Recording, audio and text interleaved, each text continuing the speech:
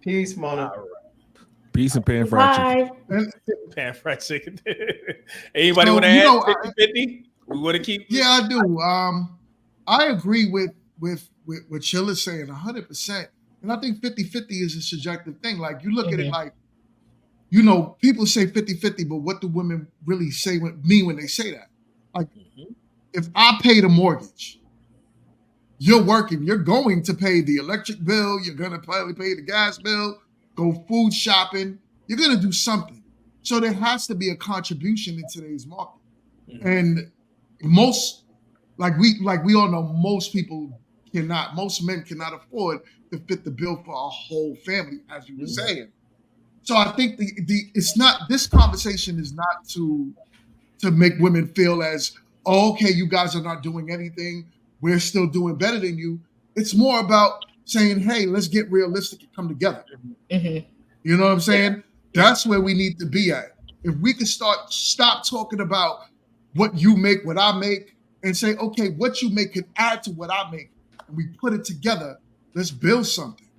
But it's hard. No, you're right. That's the whole purpose of this live stream, just to put things into perspective. And also, I think you guys understand now why I said that most men care about a woman's income, right?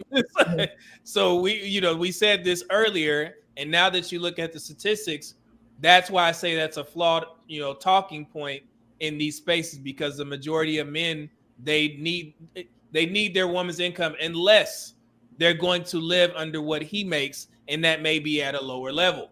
But most people, I mean, hey, would you rather? And that's a good question that maybe I'm not equipped to ask. You probably need a panel of women a large amount of women. So the ladies, you may want to take this. If a woman would rather live under a man's salary, let's say, like on the statistics, it said when the man is the sole breadwinner, sole provider, he makes $70,000 a year.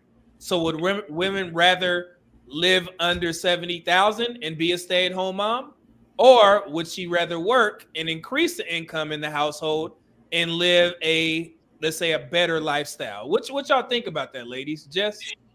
And that's why I said it's subjective. That's why I said it's subjective, because yes, most women may want to stay home, but then also if they have children, they may want to stay home. That, of course.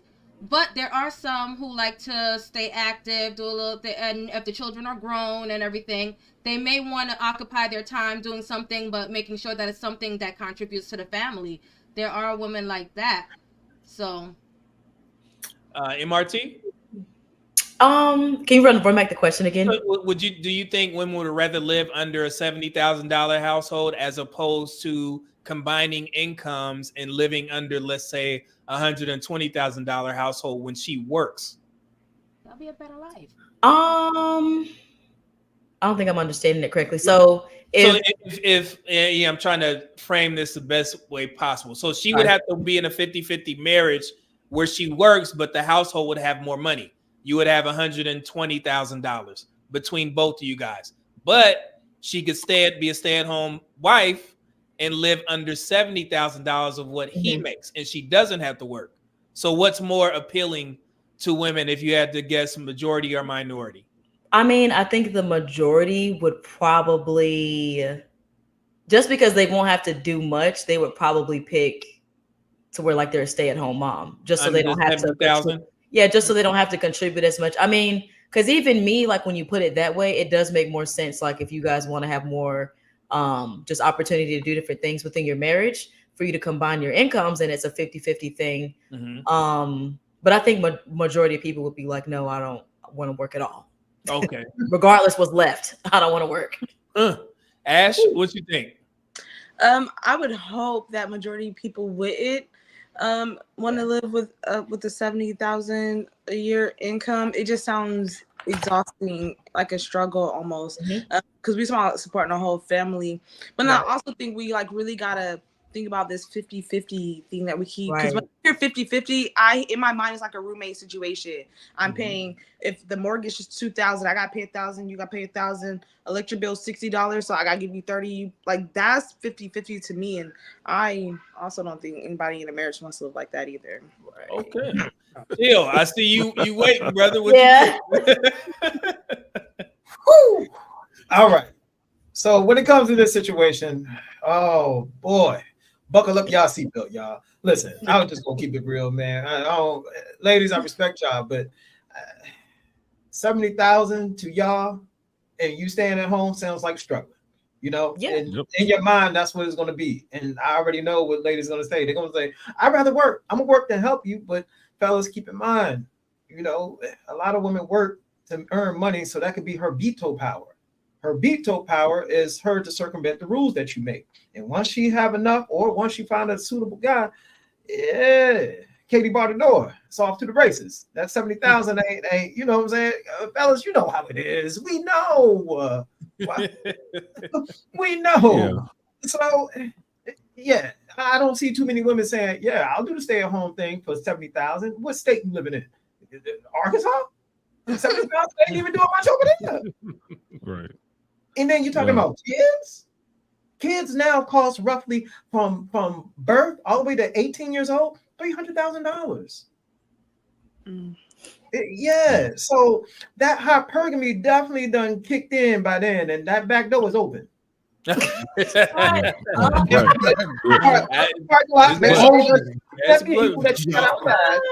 the back door. Just saying, Professor. It's crazy to me that someone would pick $70,000 over 120, and the reason I say that because those women that stay at home, you know, what's the biggest reason women get divorced is dissatisfaction. Now the guy has to go out and work more, so now he's not home. Now you don't help with the kids. We don't ever go on trips. You're never here, so now she's dissatisfied. Now she's outside in the truck with some random dude with a leash on, and you got to come out here and catch her. Lord. So I'm saying that it happens. You know, that's why they had a show called Desperate Housewives, because those women that sit at home being desperate. So at the end of the day, if a woman's working and you're working, it's your income. We make more together than we do apart. How much better would our lifestyle be if we both work? Now we can take those more trips, or I might have to work more and you're gonna be dissatisfied. So either way it goes, a woman's gonna be unhappy. So I'd rather my woman, she makes 60, I make 62. We had $122,000 a year. I told you the median household income in Charlotte is $70,000. We got an extra 50 grand to play with. 50 grand to play with. Then we can go do other things with. Now I can put that 50 grand into something else. We can go take a trip. And like you said, kids are expensive. My daughter cost me over $200,000, and that was just child support from 0 to 18. So that wasn't even taking care of my own household. It was $200 and some $1,000 in this child support. So kids are expensive. Now you talk about 1, 2, 3 kids in a household of $70,000. That sounds like poverty to me. That sounds like the struggle bus. It ain't about that life. So get off your butt and go to work. I don't care if you got OnlyFans. If you're in the streets, you go do something. You ain't sitting in my house not working. If a woman don't work, she don't eat. See, I think it's a great conversation. This is good. Yeah, no. End it off. Chill, you got it. All right. Now, there is a caution, though. Fellas, there's a huge caution. You know, I get it. We want that woman to work. We want her to pay homage to what we're doing. But, you know, if you got 70,000 and she out there putting in about 12 hours just like you putting in 12 hours, oh, buddy, there is a problem. Because guess what? Ain't no goddamn, let me not curse, ain't no goddamn way in HE hockey sticks, you know what I'm saying? That she could be solved. She can't. Her in the workforce throwing elbows, being competitive, trying to bring home the bacon to put towards your bacon is going to make her harder. Now you got a problem to deal with. It's a tough dynamic, and that's why this conversation need to be had. This is very tough. More money, but she may be a little bit hard, brother. So yeah, you might come home from your shift one day and be like, "Hey, baby, can you make me a sandwich? Get it, make it yourself." Yeah. Oh, I'm sorry. I just put in 12 hours just like you. So, and this is when you talk through trauma, though. You be talking through trauma with the kind of people that I'm just saying. Go ahead. Because honestly, depending on the character of the person, that's not how it goes. Really? Okay, you want to say really? Yeah, I do. There are people out there, but of course, probably the people that you surround yourself with, keeps you in your trauma-minded self. But it's like, you got to think about, that's not everybody, especially somebody that you marry. You're looking at the character of the person and all that stuff beforehand. Yeah. All right. I hear you. I definitely hear you. But we have real life examples that we can all reach out and touch. This hypergamy thing, power dynamics, this has always been the thing. It has always. Look, check this out, man, fellas. When you're dating, you're courting, whatever. Peep the social media of the woman that you're courting. If her social media don't look like nothing of the life that you're providing her, buddy, you already know what's going to go down, man. You better check that parking lot. She might be out there messing with the driver on right now. You hear me? This stuff is real. And then, for the ladies who say we all aren't like that, you stop it. You all got that ticking time bomb in you. And if you get with a dude who does not meet those standards that you have, so then with your logic, all men are dusties then, because you're going to be saying across the board. You can't say across the board stuff. No, all men aren't. That's trauma talking, because you're looking at every woman as a negative. Then that's already trauma. Just like how we can't look at all men as a negative. Okay, I hear you. We're not looking at all women as a negative. Women are beautiful. The way you're talking, yes. Okay, I hear you. Calm down. Just let me finish. Let me finish. Listen, women aren't a negative. We get it. All I'm simply telling dudes, the men, the young men, the older men, all my brothers, learn how to deal with them from a position of power. If you don't, you know what's going to happen. You need to have leverage on your side. But Jill, I want to interject on that, because I think like I understand what you say about power dynamics and relationships. Some of that can be true, but I do think you have to look at the person that you're dating, because regardless if it's power dynamics or not, everybody has a limit. Everybody has a line that you don't need to cross. For men, I would say it's weight. So, I'm pretty sure you might start looking elsewhere, or your eyes and mind start wandering, looking at another woman because she's overweight. It's a woman that you've been with for 15 years, 10 years, 5 years, or whatever. So I don't like how it's like, oh, well, if you don't have leverage, it's a guaranteed women are going to do this because of what y'all say, hypergamy, because of hypergamy. So, I mean, I think it really just gets boiled down to your requirements and what you're willing to deal with on a whole scale. Some men aren't there's a limit for a man on how much lip he's going to take from a woman, period. Forget power dynamics, forget if he's broke. It's only but so much lip he's going to actually take before he either treats you like you were nobody, or just move on to the next, or put you in rotation. So it's just limits, really. It's all about what you're willing to deal with, and how long are you going to let that person, how much time are you going to give that person to come correct? Because I mean, it's something I've done in my relationships. He wasn't the top of the line guy and didn't have all this money, but I let him prove himself. This is what the time you got. This is what you say you want to do. Okay, you don't do what you say. Now I'm gonna go.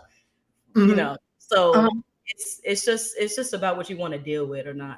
I'll let you. If you want to deal with that, before I read the super chats, go ahead. All right. I appreciate. Look, Media Man is brilliant. He got me out of the cage. He knew how to get me out of the cage, and I'm out the cage, y'all. I am out. Please keep your chain on. That's keeping you at the dog. Keep the dog out. I'm chilling. Not eat the chill monster. Oh my goodness! Look, I hear you. I definitely hear you, MRT. I really do.